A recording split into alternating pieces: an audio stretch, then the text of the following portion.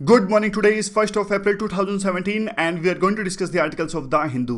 सबसे पहले नजर डालते हैं कौन कौन से आर्टिकल्स आज हम डिस्कस करने जा रहे हैं। पहला जो आर्टिकल है अफ्रीकन नेशनल्स पर अटैक्स को लेके है। कल भी हमने एक पूरा मेन आर्टिकल डिस्कस किया था इस पे, तो 3-4 पॉइंट्स इस आर्टिकल में अलग है। उन 3-4 पॉइंट्स को हम इस आर्टिकल से निकालेंगे और काइंड ऑफ कल के आर्टिकल का रिवीजन भी हो जाएगा। नीचे का जो आर्टिकल है वो उड़ान स्कीम के बारे में है। उड़ान मतलब उड़े देश का आम नागरिक। एविएशन सेक्टर की गवर्नमेंट द्वारा चलाई गई ये स्कीम है जिसमें आम नागरिक भी विमान की यात्रा कर सकते हैं। तो काफ़ी इंपॉर्टेंट ये आर्टिकल है एविएशन सेक्टर का, इसे हम डिस्कस करेंगे। बीच का जो आर्टिकल है वैसे तो देखिए ये पॉलिटिक्स से रिलेटेड आर्टिकल है, लेकिन 3-4 पॉइंट इसमें डेमोक्रेसी से रिलेटेड इंपॉर्टेंट है जो हम अपने ऐसे निबंध यानी प्रस्ताव में यूज कर सकते हैं।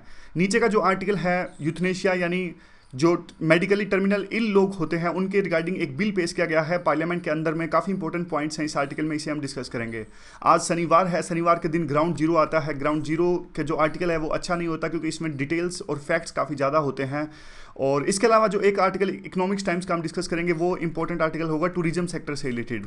तो चलिए स्टार्ट करते हैं। नया महीना नया दिन, पूरे उत्साह और जोश के साथ स्टार्ट करते हैं। अफ्रीकन्स पर अटैक्स को लेकर काफ़ी तरह की बातें हुई और फिलहाल की जो घटना है ये नोएडा की घटना है। यहाँ पे मॉब वायलेंस देखने को मिला। अफ्रीकन नेशनल्स के जो लोग थे वो नोएडा के एक शॉपिंग कॉम्प्लेक्स में शॉपिंग कर रहे थे। और क्यों अटैक्स हुए, मॉब वायलेंस क्यों हुआ अफ्रीकन्स के खिलाफ में? क्योंकि एक लड़के की वहाँ पे डेथ हो गई थी ड्रग्स के ओवरडोज के कारण में। और इस तरह का आरोप अफ्रीकन्स पर लगता है कि वो ड्रग ट्रैफिकिंग करते हैं इंडिया के अंदर में। तो देखिए यह तो पहली तो बात यह है कि जो जिन लोगों पर अटैक हुआ शॉपिंग कॉम्प्लेक्स में, जो लोग अफ्रीका के शॉपिंग कर रहे थे वो लोग ड्रग ट्रैफिकिंग में इन्वॉल्व नहीं थे। और कल भी हमने डिस्कस किया था कि सभी अफ्रीकन्स को ड्रग ट्रैफिकिंग से जोड़ कर नहीं देखना चाहिए। दूसरी बात यह है कि मान लीजिए अगर ड्रग ट्रैफिकिंग में कोई ग्रस्त होता है तो भी इस प्रकार से मॉब वायलेंस है, इस प्रकार से जो मॉब का जो जस्टिस है वो बिल्कुल भी किसी भी सभ्य समाज के लिए उचित नहीं है। अगर कोई किसी भी क्राइम में संलिप्त पाया जाता है तो उसको जस्टिस दिलवाने के लिए प्रॉपर अथॉरिटीज़ हमारे देश के अंदर में पहले पुलिस अरेस्ट करती है, बाद में जुडिशरी उस पर आरोप तय करती है और सज़ा मिलती है। इस तरह का प्रावधान है, सभी देशों में होता है, हमारे देश में संविधान में भी इस तरह की बातें लिखी गई हैं। तो मॉब वायलेंस तो कतई उचित नहीं है। और यह किस लिए कंसर्निंग है? ये इसलिए भी कंसर्निंग है क्योंकि देखिए हमारी सोसाइटी काफ़ी आइडियल सोसाइटी की हम बात करते हैं, लेकिन यह घटना घटित हुई शॉपिंग कॉम्प्लेक्स के अंदर में। लेकिन जो लोग बाई स्टैंडर्स यानी जो लोग वहाँ पर देख रहे थे उन्होंने बीच बचाव में वो नहीं आए और अफ्रीकन नेशनल्स को उन्होंने नहीं बचाया। क्या इम्पैक्ट हो सकता है इस घटना का? देखिए इम्पैक्ट तो ये हो सकता है कि हज़ारों अफ्रीकन्स हमारे देश में रहने आते हैं, कुछ पढ़ने आते हैं, कुछ मेडिकल टूरिज्म के लिए आते हैं, कुछ व्यापार के लिए आते हैं। तो वो सब अफ्रीकन्स अब अनसेफ महसूस करेंगे क्योंकि ये सिर्फ पहली घटना नहीं है, इससे पहले भी काफ़ी तरह की घटनाएं हुई। पिछले साल की घटना है कि कोंगो टीचर जो कि फ्रेंच टीचर थे उनकी हत्या कर दी गई थी। किसी चीज़ को लेके उनका एक आर्ग्यूमेंट हुआ था ऑटो करने को लेके, ऑटो हायर करने को लेके। बेंगलोर में भी एक जो वुमन थी वो कार चला रही थी, उनको रोककर उनकी कार जलाई गई थी और कपड़े भी फाड़े गए थे अफ्रीकन वुमन के। तो इस प्रकार की जो घटनाएं हैं वो काफ़ी एक प्रकार से हमारी देश की छवि को धूमिल करती हैं। और 2015 में जब ये घटनाएं घटित हुई थी, 2-3 रेशियल अटैक्स हुए थे अफ्रीकन नेशनल्स के खिलाफ में, तो अफ्रीकन जो हाई कमीशंस हैं उन्होंने अफ्रीका डे को थ्रेटन करने की बात कही थी। और ये वाकया तब सामने आया था जब अक्टूबर 2015 में इंडिया अफ्रीका समिट को ऑर्गेनाइज कर रहा था। तो एक प्रकार से तब बहुत ज़्यादा क्राइसिस जैसी सिचुएशन पैदा हो गई थी, जैसे ऐसा लगने लगा था कि इंडिया और अफ्रीका के जो रिलेशंस हैं वो ख़राब हो जाएंगे। लेकिन ऐसा नहीं हुआ। आखिरकार इंडिया और अफ्रीका का जो समिट था अक्टूबर 2015 में सक्सेसफुली इसे ऑर्गेनाइज किया गया। देखिए एक तरफ तो इंडिया जो है अपनी अफ्रीकन यूनियन के साथ में जो है अपने टाइज को इन्हेंस करना चाहता है, लेकिन दूसरी तरफ अब इस तरह के रेशियल अटैक्स को रोक पाने में अभी तक हम सक्षम नहीं हो पाए हैं। लेकिन और हमारी जो अंडरस्टैंडिंग या फिर एस्पायरेशंस है अफ्रीकन कल्चर के बारे में, अफ्रीकन नेशनल्स के बारे में, वो अभी भी काफ़ी कम है। हमें जो हमारे लोगों को, हमारे देश को अभी भी अफ्रीका के कल्चर का काफ़ी कम पता है। बार बार देखिए हम फॉरेन डिप्लोमेट्स को तो एश्योर कर सकते हैं कि हाँ इस तरह की जो पॉलिसी है स्टेट की पॉलिसी नहीं है। अगर कोई इस तरह से अफ्रीकन नेशनल्स के खिलाफ में डिस्क्रिमिनेशन करता है तो उस पर स्टेट गवर्नमेंट यानी हमारी जो कंट्री की गवर्नमेंट है या फिर स्टेट गवर्नमेंट से प्रॉपर एक्शन लेगी। लेकिन रेसिज्म के इशू को जड़ से उखाड़ पाने में अभी तक हम सक्षम नहीं हो पाए हैं। आगे वे फॉरवर्ड में देखिए काफ़ी सारे पॉइंट्स मैंने कल के आर्टिकल्स के बीच में मिला दिए और 7-8 जो पॉइंट हैं हमेशा याद रखने हैं हमें, क्योंकि देखिए ये सोसाइटी से रिलेटेड काफ़ी इंपॉर्टेंट क्वेश्चन बनता है और पेपर 1 में सोसाइटी का जो टॉपिक है ना वहाँ पे ये क्वेश्चन आ सकते हैं। और इन पॉइंट्स को आप ना सिर्फ अफ्रीका से बल्कि कई बार नॉर्थ ईस्ट के लोगों के खिलाफ में भी अटैक्स देखने को मिलते हैं। तो ये सारे जो पॉइंट्स हैं नॉर्थ ईस्ट के लोगों के खिलाफ में जो रेशियल अटैक्स होते हैं दिल्ली में या फिर बेंगलोर में एक्सोडस हुआ था, तो उन अटैक्स को कैसे रोका जाए, तो ये सारे पॉइंट्स उस केस में भी एप्लीकेबल होते हैं। तो याद रखिएगा इन पॉइंट्स को। सबसे पहले तो देखिए, ज़्यादा एफर्ट्स लगाने की आवश्यकता है प्रशासन के द्वारा भी और सिविल सोसाइटी के द्वारा में भी, और people to people ties increase किए जाने की आवश्यकता है। अफ्रीका के साथ में जो है हमारे यानी लोगों का ज़्यादा आना जाना होना चाहिए, ताकि दोनों कॉन्टिनेंट्स के लोग यानी अफ्रीका पूरा का पूरा कॉन्टिनेंट और हमारे देश के लोग एक दूसरे के कल्चर को समझें। उसके बाद में पॉलिटिकल के साथ साथ सोशल एफर्ट्स लगाए जाने की भी आवश्यकता है। अवेयरनेस फैलाई जाने की आवश्यकता है अफ्रीका के कल्चर के बारे में, और स्पेसिफिकली उन एरियाज़ में जहाँ पे अफ्रीका के नेशनल्स या फिर अफ्रीकन स्टूडेंट्स रहते हैं। और इसके अलावा पुलिस जो आमतौर पे मूक स्पेक्टेटर बन के रहती है और लोकल लोगों का फेवर करती है, तो पुलिस को भी ट्रेन किए जाने की आवश्यकता है कि कितने ज़्यादा रिपरकशंस हो सकते हैं इस तरह के अटैक्स उन पर जब होते हैं, तो इसलिए उनको ज़्यादा संवेदनशील बनाए जाने की आवश्यकता है पुलिस को। और जो हमारे इंटेलेक्चुअल्स हैं या सेलिब्रिटीज़ हैं उनको भी आगे आना चाहिए, वो भी काइंड ऑफ अवेयरनेस जनरेट करें लोगों के अंदर में कि इस तरह की घटनाएं नहीं होनी चाहिए।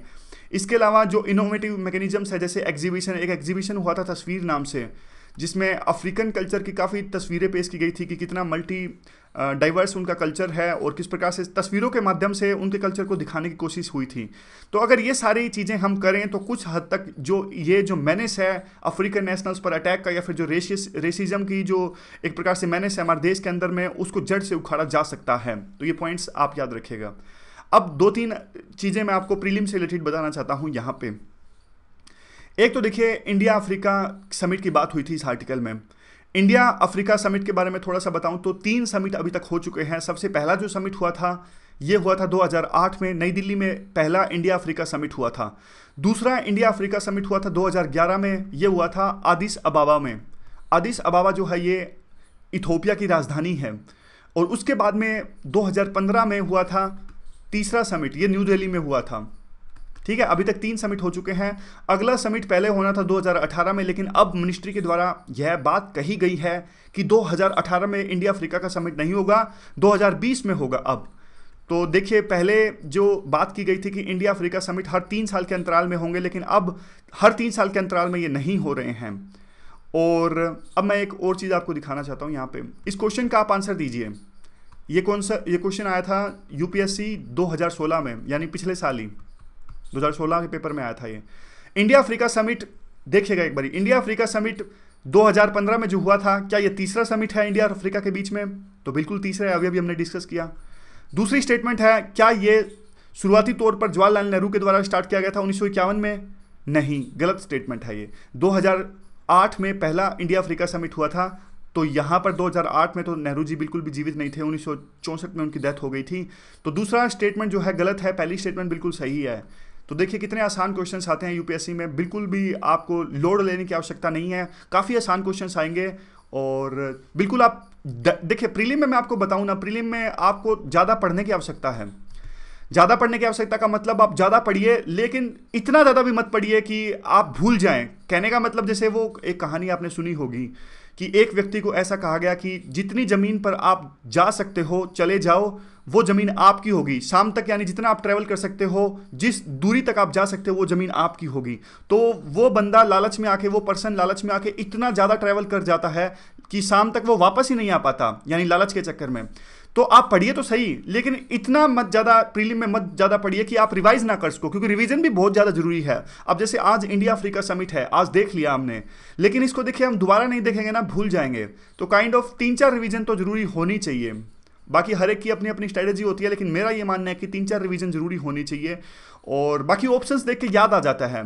ठीक है, तो अब एक और जो चीज़ है जो प्रीलिम के लिए काम आ सकती है, वो अफ्रीकन यूनियन की है। अफ्रीकन यूनियन अफ्रीका के जितने भी देश हैं, 55 देशों का ये समूह है, एक यूनियन है, और इनका जो हेडक्वार्टर है वो आदिस अबाबा इथोपिया में है। और ये ऑर्गेनाइजेशन ऑफ अफ्रीकन यूनिटी के बाद में आया था, यानी अफ्रीकन यूनियन से पहले जो ऑर्गेनाइजेशन थी अफ्रीका की, वो थी ऑर्गेनाइजेशन ऑफ अफ्रीकन यूनिटी। बस इतने ही इंपॉर्टेंट फैक्ट्स हैं। अब चलते हैं हम अगले आर्टिकल की तरफ में, जो है उड़ान से रिलेटेड। उड़ान मतलब उड़े देश का आम नागरिक क्या है। पहले तो मैं आपको इस पूरी स्कीम के बारे में बताता हूँ। ये जो स्कीम है ये नेशनल एविएशन पॉलिसी का एक इंपॉर्टेंट कंपोनेंट है। क्या है इस स्कीम में? एक आम आदमी यानी कॉमन मैन जो है वो भी फ्लाइट की यात्रा कर सकता है। और इसमें अगर वो कैसे कर सकता है, क्योंकि देखिए फ्लाइट की यात्रा को अफोर्डेबल बनाया गया है इस उड़ान स्कीम के अंतर्गत। कैसे? अगर मान लीजिए कोई भी व्यक्ति छोटे शहरों से संबंध रखता है, जैसे कि मान लीजिए शिमला या फिर राउरकेला, इन जैसे छोटे शहरों में जिसका डिस्टेंस बड़ी सिटीज़ मान लीजिए दिल्ली या फिर जो भी नियर बाय सिटीज़ हैं कोलकाता, और आपस में इन दो सिटीज़ का डिस्टेंस 500 किलोमीटर से कम है या फिर दूरी जो है, टाइम जो लगता है वो 1 घंटे से कम लगता है, तो आम नागरिकों को इस फ्लाइट के लिए 2500 से ज़्यादा किराया नहीं देना पड़ेगा। और सरकार इसके लिए वाइबल गैप फंडिंग के तहत सब्सिडी देगी उन एयरलाइंस को जो इस जैसे रूट्स पर विमान चलाएंगे और अपना किराया 2500 से ज़्यादा नहीं बढ़ाएंगे 1 घंटे तक की फ्लाइट का या फिर 500 किलोमीटर तक की फ्लाइट का। तो क्या फ़ायदा होगा इससे? देखिए 2500 रुपये किराया होगा, यानी 1 घंटे तक की फ्लाइट का 2500 रुपये किराया होगा, तो कॉमन मैन इसे अफोर्ड कर सकता है। इतना ज़्यादा किराया नहीं है, क्योंकि आजकल इतना किराया तो देखिए शताब्दी एक्सप्रेस और जो राजधानी एक्सप्रेस है इनका भी काफ़ी ज़्यादा किराया हो गया है अभी। और इससे एक जो बड़ा फ़ायदा होगा, जो छोटी सिटीज़ हैं जैसे कि शिमला, बीकानेर, राउरकेला, कानपुर, ये सारी जो छोटी सिटीज़ हैं यहाँ पे भी कनेक्टिविटी बढ़ जाएगी। और कल भी हमने इसे डिस्कस किया था न्यूज़ डिस्कशन की वीडियो में, ये बूट स्ट्रैपिंग का कंसेप्ट है। ये बूट स्ट्रैपिंग का कंसेप्ट क्या होता है? देखिए इस स्कीम के लिए सरकार अपने जेब से कुछ खर्चा नहीं कर रही है। सरकार वाइबल गैप फंडिंग तो कर रही है, लेकिन उसका पैसा सरकार इसी मिनिस्ट्री से निकाल रही है, इसी एविएशन मिनिस्ट्री से ही निकाल रही है। कैसे कैसे पैसा आएगा इस स्कीम का? देखिए सरकार क्या करेगी, जो डोमेस्टिक एयरलाइंस चलती हैं हमारे देश के अंदर में, हर एक डोमेस्टिक एयरलाइंस पे सरकार क्या करेगी, 8500 रुपये का एक सेस लगाएगी, यानी एक टैक्स लगाएगी, 8500 रुपये का लेवी लगाएगी। तो उसका जो पैसा होगा वो सरकार यूज करेगी उड़ान स्कीम के तहत में, जो एयरलाइंस इस छोटे रूट्स पर जो अपने विमान चलाएंगे उनको सब्सिडी देने के लिए, और 20% पैसा आएगा स्टेट्स की तरफ से। अब देखिए जो छोटे सिटीज़ हैं जैसे कि शिमला, बीकानेर, ये सब सिटीज़ ग्रो होंगी तो स्टेट्स को भी फायदा होगा ना। शिमला ग्रो होगा तो हिमाचल प्रदेश को फायदा होगा, बीकानेर ग्रो होगा तो राजस्थान को फायदा होगा। तो स्टेट्स भी, सरकार ने कहा कि स्टेट्स भी 20% फंड दें ताकि इस उड़ान स्कीम को सब्सिडाइज किया जा सके, और जो एयरलाइंस इन छोटे रूट्स पर अपना विमान चलाने के लिए राजी होती हैं तो वो विमान चला सके, ताकि उनको पैसा भी तो मिलना चाहिए ना। ऐसे तो उनको नुकसान हो जाएगा। एयरलाइंस क्यों मानेंगे कि 2500 से ऊपर पैसे वो नहीं लेंगे? आमतौर पे तो एयरलाइंस पैसा कमाती हैं काफ़ी ज़्यादा, वो इस चीज़ पर तभी तो मानेंगी जब सरकार उनको थोड़ा बहुत पैसा देंगी। और एक और जो कंडीशन ये है कि इन रूट्स पर जो एयरलाइंस विमान चलाएंगी उनको आधी सीट्स जो हैं इस उड़ान स्कीम के लिए रिजर्व रखनी पड़ेंगी, यानी आधी सीट्स जो होंगी वो तो 2500 रुपये किराया नहीं बढ़ा सकेगा, लेकिन बाकी बची हुई आधी सीट्स पर वो किराया बढ़ा सकते हैं 2500 से ज़्यादा भी। तो अब क्या हुआ, ये उड़ान स्कीम तो पहले ही आ गई थी, आज की तो है नहीं, ये स्कीम पिछले साल आ गई थी। अब ये हुआ कि सरकार ने रूट्स डिक्लेयर कर दिए हैं, यानी काफ़ी सारी एयरलाइंस ने काफ़ी सारे रूट्स के लिए आवेदन किया। तो सरकार ने अब एक तो एयरलाइंस डिसाइड कर ली है कि कौन कौन सी एयरलाइंस, सरकार ने चिन्हित कर लिया कि ये एयरलाइंस उड़ान स्कीम के तहत में रूट्स पर अपने विमान दौड़ाएंगी, चलाएंगी। और कौन कौन सी एयरलाइंस हैं, देखिए ये तो एग्जाम के लिए याद रखना जरूरी नहीं है। वैसे स्पाइस जेट है, एयर इंडिया की कोई सब्सिडरी कंपनी है, और इसके अलावा 2-3 रीजनल कंपनीज भी हैं, वो याद मत रखिएगा आप। और ये जो थोड़ी बहुत इंफॉर्मेशन है, कितने प्रपोजल्स आए, ये भी जरूरी नहीं है, ये सिर्फ कहानी समझने के लिए है। सेंटर ने देखिए 27 काफ़ी सारे आवेदन आए, जिसमें से सरकार ने 27 प्रपोजल्स 5 प्लेयर्स यानी 5 एयरलाइंस के अप्रूव कर दिए हैं। और अभी अपना जो एविएशन मैप है उसमें 100 नए 128 रूट्स पर अभी विमान चलने लगेंगे। और एक इसका फ़ायदा ये होगा कि 6.5 लाख नई सीट्स ऐड हो जाएंगी इस स्कीम से, और 200 करोड़ की सब्सिडी दी जाएगी। और 43 छोटे सिटीज़ जो हैं वहाँ पे अब कनेक्टिविटी इन्हेंस हो जाएंगी। ये फ़ायदा है इस स्कीम का। और एक देखिए, एक जो बात ये है कि जो जिन 43 सिटीज़ पर अभी जो विमान नए सिरे से चलने लगेंगे, उसमें से कुछ सिटीज़ तो ऐसी हैं जहाँ पे कनेक्टिविटी है काफ़ी लिमिटेड है, यानी वहाँ पे एयरपोर्ट तो देखिए 43 सबके सब सिटीज़ में एयरपोर्ट है तभी तो इनको अप्रूवल मिला है सरकार की तरफ से। लेकिन 43 में से 11-12 सिटीज़ तो ऐसी हैं जहाँ पे सिर्फ लिमिटेड कनेक्टिविटी है, और 32 के आसपास सिटीज़ ऐसे हैं जहाँ पे एयरपोर्ट तो था लेकिन कनेक्टिविटी नहीं थी वहाँ पे, यानी विमान जाते ही नहीं थे वहाँ पे। अब इस स्कीम से वहाँ पे विमान जाने लगेंगे तो कनेक्टिविटी काफ़ी बढ़ेगी। अब नई बात ये आती है कि देखिए पोटेंशियल जो है एविएशन सेक्टर का वो काफ़ी बढ़ जाएगा इस स्कीम से, और काफ़ी पोटेंशियल अभी है भी सही देखिए। और ये अब ये बात सोच के देखिए कि जितने अभी 450 सिटीज़ में हमारे एयरपोर्ट्स है, लेकिन उसमें से सिर्फ 394 जो है वो तो खाली पड़े हैं। वहाँ पे तो यानी डोरमेंट है, इनएक्टिव है। एयरपोर्ट तो बना के छोड़ दिया सरकार ने, लेकिन विमान आते जाते ही नहीं वहाँ पे। तो इन एयरपोर्ट्स का भी यूज किया जा सकता है, वहाँ पे भी कनेक्टिविटी को इन्हेंस किया जा सकता है। और एक और जो पॉजिटिव साइन है वो ये है कि देखिए 6 प्रपोजल्स तो ऐसे आए 11 रूट्स पे कि वहाँ पे तो उन रूट्स पर तो एयरलाइंस ने सब्सिडी मांगी ही नहीं। यानी कहने का मतलब है कि वहाँ पे तो वो तो रूट्स वाइबल पहले भी थे, लेकिन वहाँ पे जो एयरलाइंस थी वहाँ पे अपने विमान नहीं चला रहे थे, कनेक्टिविटी नहीं बढ़ा रहे थे। लेकिन अब स्कीम के आने के बाद में फिर से प्रपोजल आए और उन रूट्स पर भी अब जो ये विमान है वो चलने लगेंगे। तो क्रक्स यही निकलता है इस पूरी स्लाइड का कि देखिए पोटेंशियल है वो काफ़ी ज़्यादा है हमारे देश के अंदर में, और वो पोटेंशियल अनटैप्ड है। यानी अब जब 394 जो एयरपोर्ट्स हैं वो खाली पड़े हैं, तो इस पोटेंशियल को टैप किया जा सकता है। और उड़ान के अलावा भी कुछ ज़्यादा एफर्ट्स लेने की आवश्यकता है ताकि ज़्यादा जो अनटैप्ड पोटेंशियल है उसको टैप किया जा सके। तो एडवांटेज क्या होंगे इस पूरी स्कीम के? काफ़ी सारे एडवांटेज होंगे। देखिए अब छोटे सिटीज़ में भी जब विमान जाने लगेंगे, कनेक्टिविटी बढ़ेगी, तो टूरिज्म उनका डेवलप होगा। छोटे सिटीज़ जैसे कि आगरा, शिमला, दीव, पठानकोट, मैसूर, जैसलमेर, इन सिटीज़ में काफ़ी ज़्यादा टूरिज्म प्रमोट होगा। नई इन्वेस्टमेंट होगी, कनेक्टिविटी बढ़ेगी तो व्यापार बढ़ेगा, नई इन्वेस्टमेंट होगी, एम्प्लॉयमेंट क्रिएशन भी ज़्यादा होगा। और छोटे स्टेट जो ये स्टेट्स हैं इनका जो ग्रोथ है वो स्टिमुलेट होगी, ज़्यादा ग्रोथ रेट इनकी बढ़ेगी। तो ओवरऑल कहने का मतलब है कि इकोनॉमी काफ़ी ज़्यादा अच्छे से ग्रो करेगी अगर कनेक्टिविटी इस तरह से हम बढ़ाते रहेंगे तो। कंसर्न्स भी हैं कुछ। कंसर्न्स कैसे हैं? देखिए ये जो छोटी सिटीज़ के लिए विमान चलेंगे, अब ऐसे तो है नहीं कि जो ये विमान चलेंगे वो ऐसे चलेंगे कि हाँ भाई शिमला से पठानकोट चला दिया, या फिर एक सेकंड में स्लाइड निकाल लेता हूँ। यहाँ पे देखिए कहने का मतलब ऐसे तो है नहीं ना कि विमान जो चलेंगे नए रूट्स पे वो शिमला से बीकानेर जाएंगे, या फिर बीकानेर से आगरा जाएंगे, या फिर आगरा से जैसलमेर जाएंगे। तो कैसे विमान चलेंगे? देखिए जो मॉडल है ये हब एंड स्पोक मॉडल है। हब एंड स्पोक मॉडल कैसे? देखिए जो छोटे सिटीज़ हैं ना उनको बड़े सिटीज़ से जोड़ा जाएगा। जैसे दिल्ली के साथ लगते जो एरियाज़ हैं, मान लीजिए शिमला हो गया, और या फिर आगरा हो गया, या फिर जैसलमेर हो गया, इनको आपस में जोड़ेंगे। बीच में एक हब होगा, यानी बड़ी सिटी होगी, और उसको छोटे सिटी से जोड़ा जाएगा। तभी तो जो है वो जो पैसेंजर्स लेंगे टिकट। अदरवाइज जैसे जैसलमेर से शिमला में यात्रा करने के लिए तो बहुत कम लोग होंगे, बीकानेर से शिमला में यात्रा करने के लिए तो बहुत कम लोग होंगे, लेकिन दिल्ली से इन छोटे छोटे सिटीज़ में यात्रा करने के लिए बहुत लोग होंगे। अब दिक्कत ये है कि इन सभी छोटी सिटीज़ को जब बड़ी बड़ी सिटी से जोड़ेंगे, यानी हब से जब जोड़ेंगे, तब ये जो हब हैं यानी कि बड़ी सिटीज़ जैसे कि दिल्ली, मुंबई, बेंगलोर, इनसे जोड़ा जाएगा छोटी सिटीज़ को।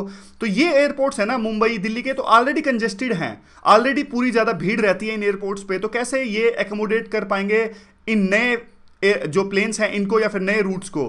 तो 4-5 सजेशंस दिए गए हैं इस स्लाइड में और इस आर्टिकल में कि कैसे क्या करना चाहिए सरकार को, ताकि जो बड़े एयरपोर्ट्स हैं, जो ये बड़े शहरों के जो एयरपोर्ट्स हैं, ये एकोमोडेट कर सकें नए विमानस को।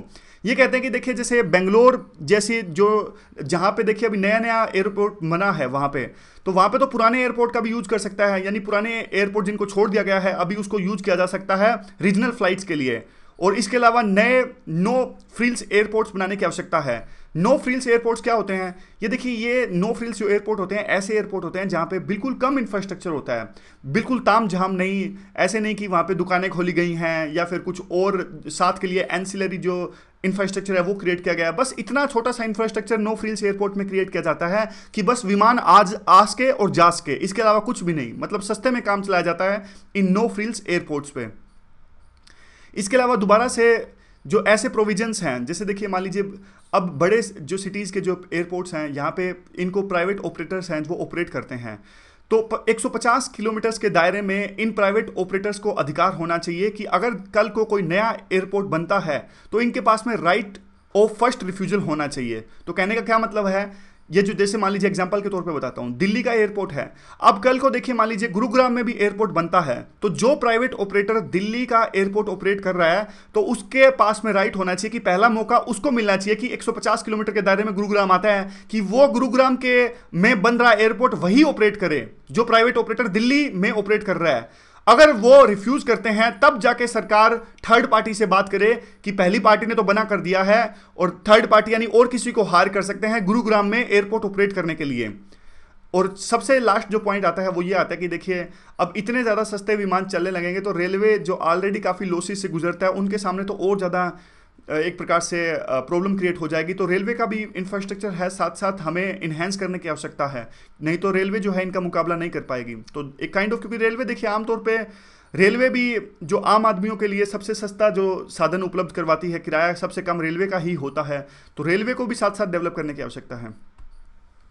ये डेमोक्रेसी के जो बीच का आर्टिकल्स था उसमें से कुछ अच्छी लाइनें हम निकाल लेते हैं। देखिए, आमतौर पे ऐसा कहा जाता है कि डेमोक्रेसी, एक आर्ग्यूमेंट दिया जाता है कि डेमोक्रेसी में जो लोग वोट देते हैं वो बिल्कुल भोले भाले होते हैं, उनको ब्रेन वॉश उनका किया जा सकता है, और यह आर्ग्यूमेंट बिल्कुल भी सही नहीं है। और दूसरा आर्ग्यूमेंट यह भी दिया जाता है कि कई बार कि लोग बहुत समझदार हैं, हमेशा सोच समझ के वोट देते हैं। बिल्कुल भी नहीं। एक तो खास मतलब एक बात तो बिल्कुल सही है कि जनरलाइज तो चीज़ों को बिल्कुल हम कर ही नहीं सकते, लेकिन आर्टिकल किसी दूसरे डायरेक्शन की तरफ इशारा कर रहा है। ये कहते हैं कि दोनों जो आर्ग्यूमेंट्स हैं वो बहुत ज़्यादा सिंपलिस्टिक हैं, और जो लोग आमतौर पर वोट करते हैं उनके जहन में काफ़ी सारी बातें होती है डेमोक्रेसी में बातें होती हैं, जैसे अगर उनकी कास्ट के खिलाफ में किसी प्रकार का डिस्क्रिमिनेशन किया गया है, उनकी क्लास के खिलाफ में किसी प्रकार का डिस्क्रिमिनेशन किया गया है, रिलीजन के प्रति उनकी कैसी भावना है, जेंडर के प्रति उनके कैसे विचार हैं, उनका कल्चर कैसे है, ये सभी तरह की जो चीज़ें हैं सोसाइटी की, ये सभी तरह की जो हायरार्कीज हैं वो सब एक वोटर के जहन में होती हैं जब वो वोट गिरने जाते हैं। तो ऐसा करना कि उनको बिल्कुल अभी के मुद्दों पर ब्रेन वॉश कर दिया गया है, या फिर वो बहुत ज़्यादा इंटेलिजेंट है, बहुत ज़्यादा सोच समझ के वो वोट देते हैं, दोनों ही आर्ग्यूमेंट बहुत ज़्यादा सिंपलिस्टिक हैं।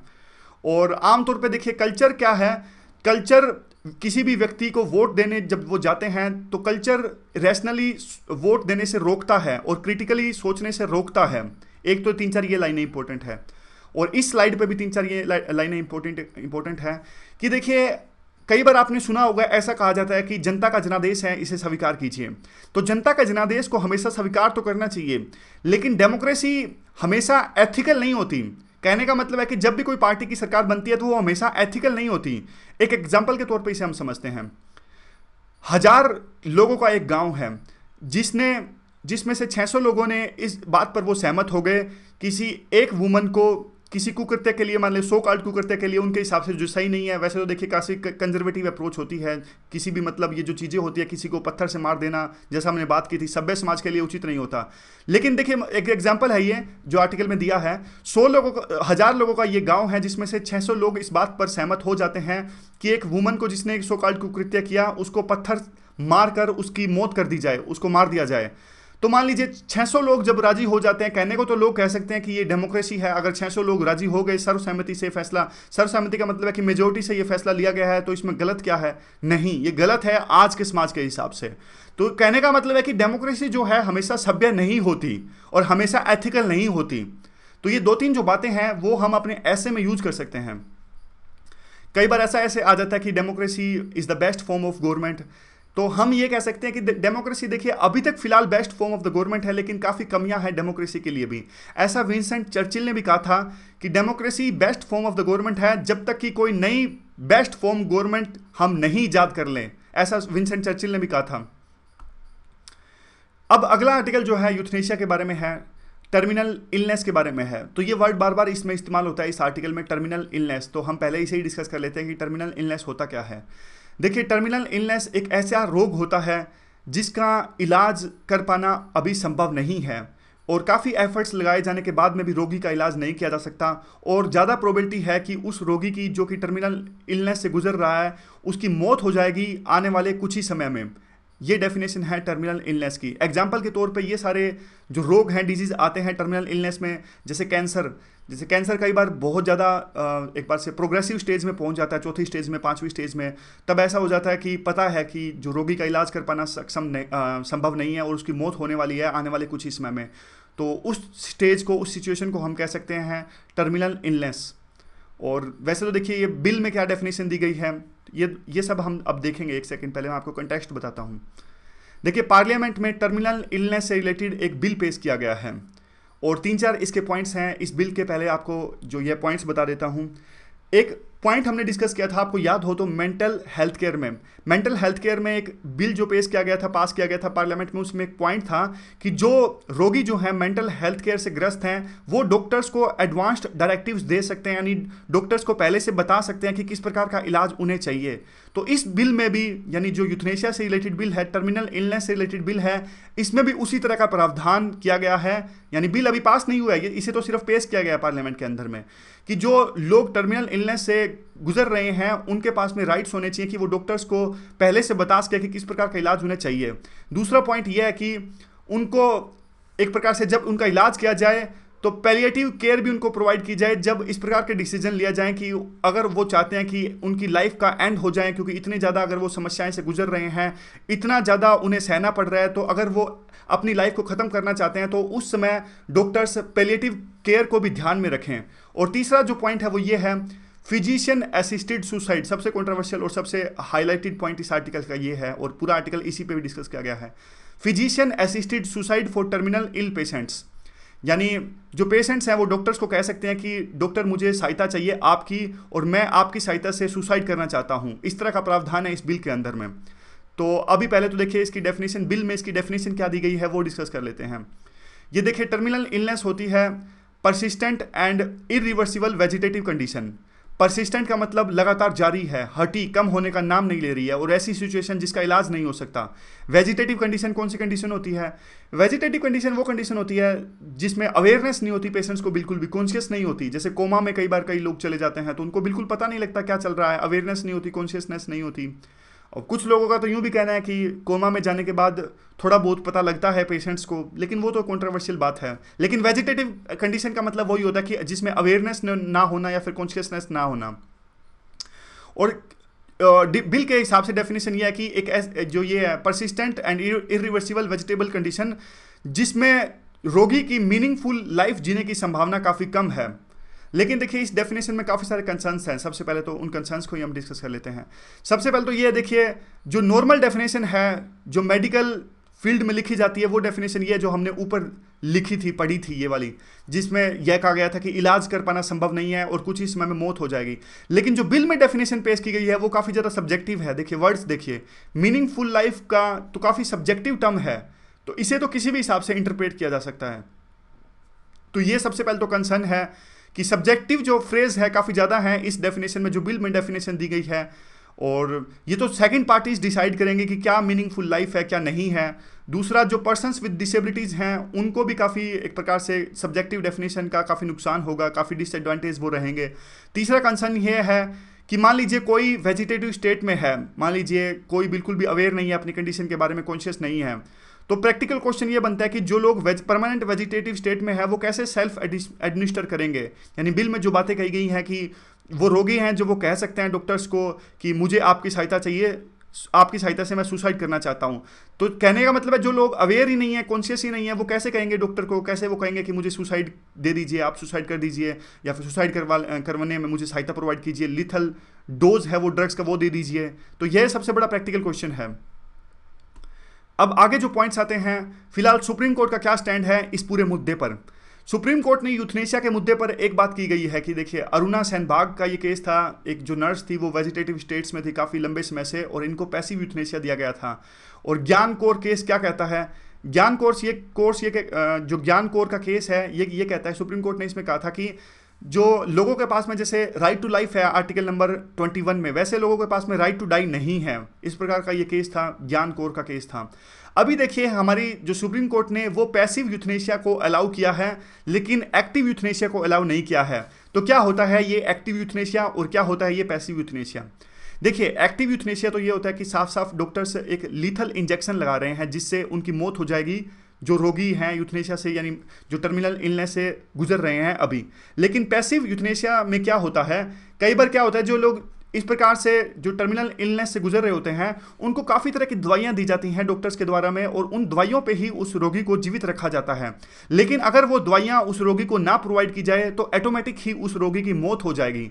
तो जब मान लीजिए हमें पता है साफ साफ कि अगर इस तरह की दवाइयाँ रोगी को नहीं दी जाएंगी तो उससे उनकी मौत हो जाएगी धीरे धीरे करके रोगी की, तो वो यूथनेशिया आता है। अगर हम वो दवाइयाँ प्रोवाइड करनी बंद कर दें उस रोगी को तो अपने आप उसकी मौत हो जाएगी। तो ये चीज़ कहलाती है पैसिव यूथनेशिया।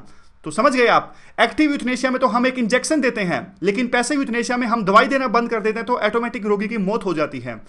तो सुप्रीम कोर्ट ने फिलहाल पैसिव यूथनेशिया तो अलाउ किया हुआ है, और अरुणा सेनबाग के केस में उन्हें पैसिव यूथनेशिया दिया गया था।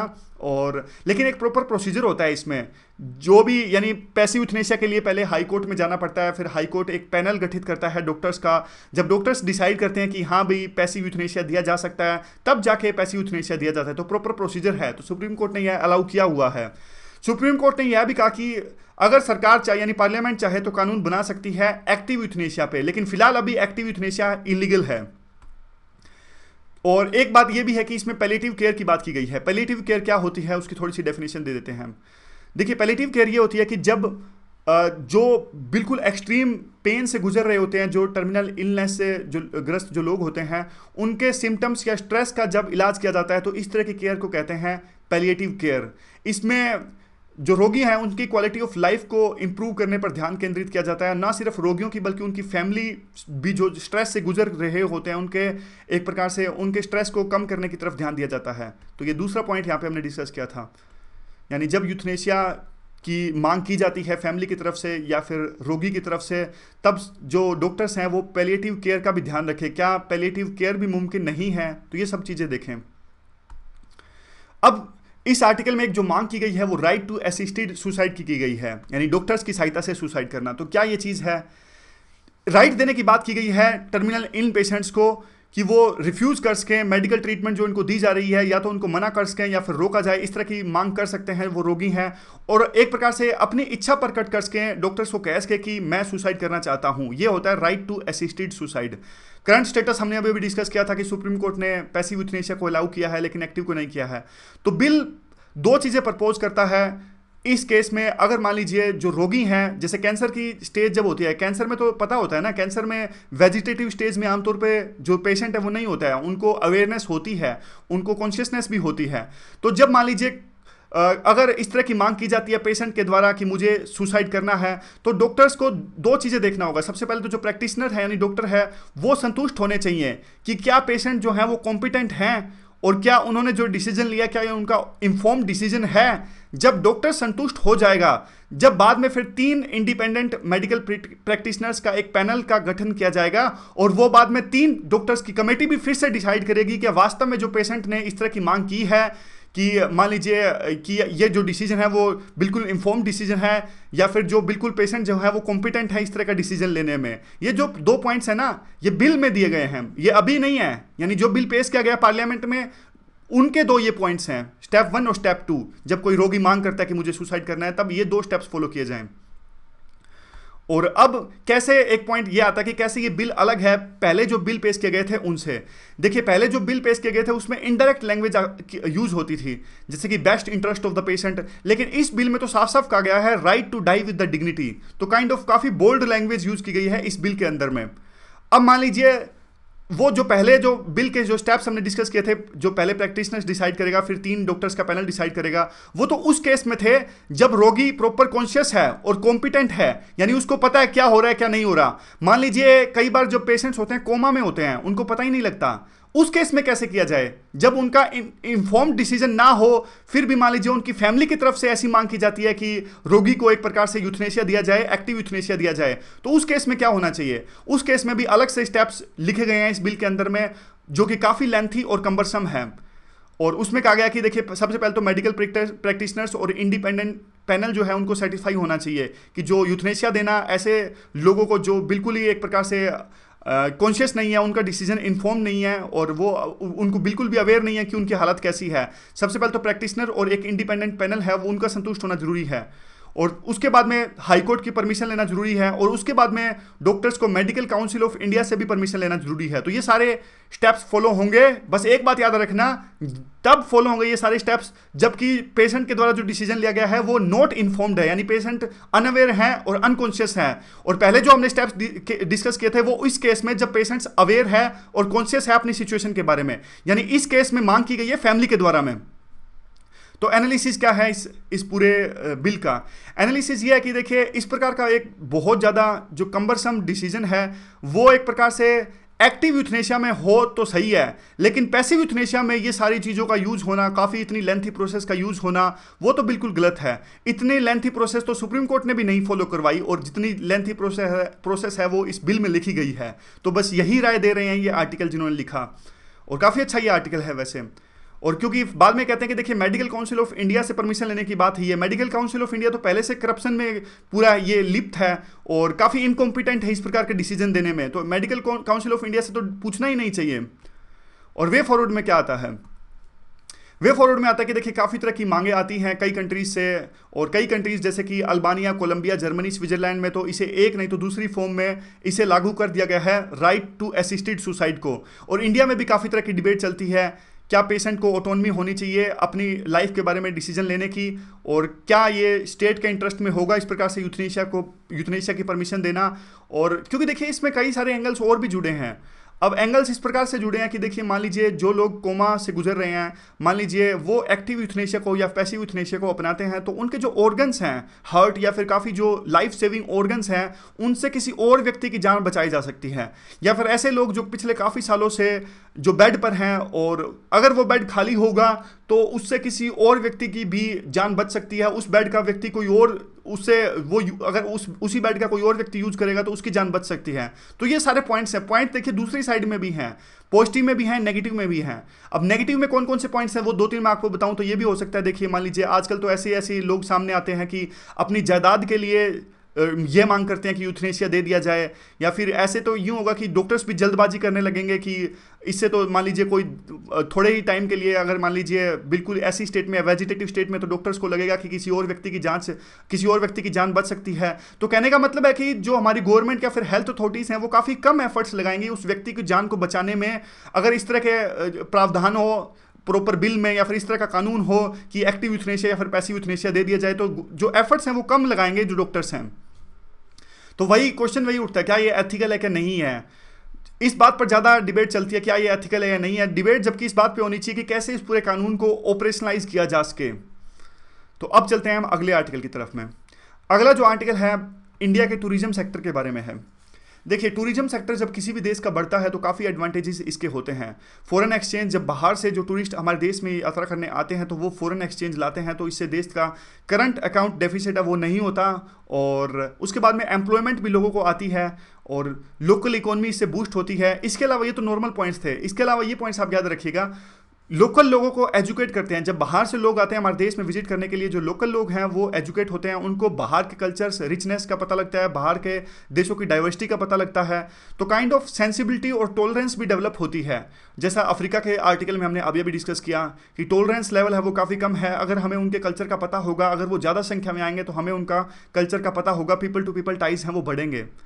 और हाँ, ये छठा पॉइंट तो है ही यही, पीपल टू पीपल टाइज बढ़ेंगे अगर टूरिज्म सेक्टर डेवलप होता है तो अब आर्टिकल क्या कहता है। आर्टिकल कहता है कि देखिए अब टूरिज्म मिनिस्ट्री को इमेजिंग टेक्नोलॉजी का इस्तेमाल करना चाहिए। इमेजिंग टेक्नोलॉजी जैसे कि होलोग्राफी या फिर वर्चुअल या ऑगमेंटेड रियलिटी के बारे में आपने सुना होगा। ये देखिए फोटो दिखाता हूँ, फोटो से आपको समझ में आएगा। इसमें ये होता है कि देखिए प्रॉपर पिक्चर बनती है, फिजिकल वर्ल्ड में डिजिटल इमेज बनती है और ऐसा लगता है कि बिल्कुल रियल इमेज है। और ऑगमेंटेड रियलिटी की बात करें, इसमें भी वैसा ही होता है। देखिए अगर फोटो लगाएंगे यहाँ पे किसी भी पिक्चर पे तो प्रॉपर डिटेल्स आ जाएंगी और प्रॉपर जूम कर सकते हैं, बिल्कुल बारीकी से उस पिक्चर को देखा जा सकता है। ये सिर्फ एक फ़ायदा है।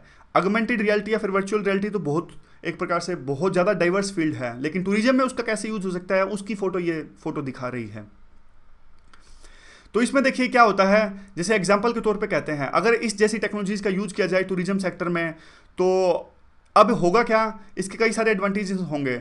जैसे अब कुछ तो ऐसी स्ट्रक्चर्स हैं जहां पे गवर्नमेंट अलाउ करती ही नहीं कि वहां पे टूरिस्ट जाएं, क्योंकि सरकार को खतरा है कि अगर टूरिस्ट उन जैसी लोकेशंस पे जाएंगे तो वो जो स्ट्रक्चर है, वो इंफ्रास्ट्रक्चर है, उस पुराने हमारी हेरिटेज वो नष्ट हो जाएगा। तो एक तो ये एडवांटेज होगा कि अगर इस तरह की टेक्नोलॉजीज़ का यूज होगा तो ये जो दोनों फ़ायदा होगा, सरकार उन जो हमारी वर्ल्ड हेरिटेज साइट्स हैं जो भी खतरे में हैं उनको भी सहेज के रख सकेगी, उनका नुकसान नहीं होगा, और ऊपर से टूरिज्म भी बढ़ेगा। अब उनका कलर फेड नहीं होगा, और दूसरा ये है कि स्टैच्यूज़ भी डिसफिगर नहीं होंगी, डैमेज नहीं होंगे, क्योंकि देखिए कुछ भी कहें आप, टूरिस्ट जब जाते हैं कुछ तो हेरिटेज को नुकसान पहुंचता ही है।